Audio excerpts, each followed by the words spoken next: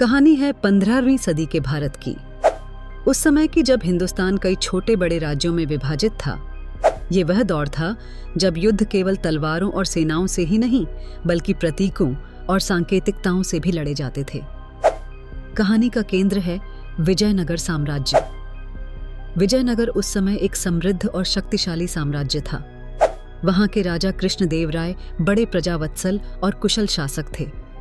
एक दिन उनकी दरबार में एक तोरण तोहफे में लाया गया, जिसे एक छोटे राज्य के प्रतिनिधि द्वारा भेजा गया था। यह तोरण दिखने में साधारण था, लेकिन उसमें छिपा संदेश साधारण नहीं था।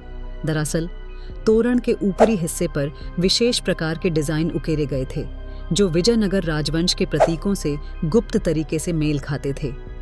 इन उकेरों के माध्यम से यह संदेश भेजा जा रहा था कि तोरण भेजने वाला राज्य विजयनगर को अपना अधिपति मानता है और अब उसकी सेवा में है।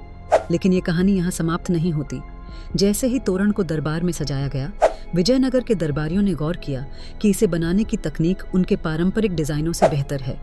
ये तोरण न सिर्फ गुप्त संदेश का वाहक था, बल्कि उस राज्य की शक्ति और बढ़िया कारीगरी का प्रदर्शन भी कर रहा था।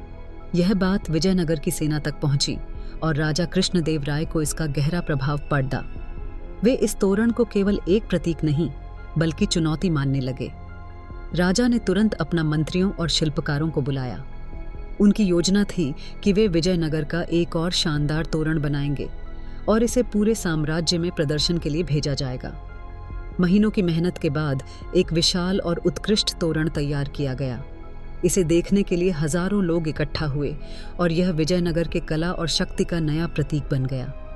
यह घटना केवल कला और तकनीकी नवाचार की कहानी नहीं है। यह कहानी इस बात को दर्शाती है कि कैसे प्रतीक, कला और सांकेतिकताओं का उपयोग कर राजनीतिक संदेश पहुंचाए जाते थे।